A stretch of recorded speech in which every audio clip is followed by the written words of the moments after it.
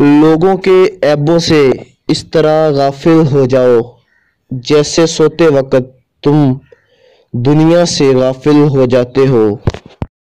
حضرت محمد صلی اللہ علیہ وسلم کا ارشاد ہے، جو مسلمانوں کے پوشیدہ عیب تلاش کرتا ہے تو اللہ تعالیٰ اس کے عیب ظاہر فرما دیتے ہیں، تو اللہ تعالیٰ جس کے عیب ظاہر فرماتے ہیں وہ اسے ذلیل و رسوا کر دیتے ہیں، چاہے وہ اپنے گھر میں ہی کیوں نہ بیٹھا ہو۔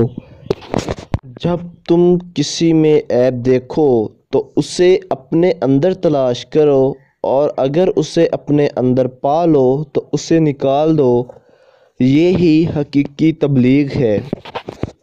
حضور نبی اکرم صلی اللہ علیہ وسلم نے فرمایا، جس نے کسی مسلمان میں عیب دیکھا اور اسے چھپایا تو وہ ایسے ہی ہے جیسے اس نے کسی زندہ درگور لڑکے کو زندہ کیا ہو۔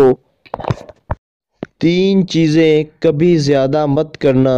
نمبر 1 انتظار، نمبر 2 اعتبار، نمبر 3 اظہار۔ کامیاب ہو جاؤ گے۔ Thanks for watch. اللہ حافظ۔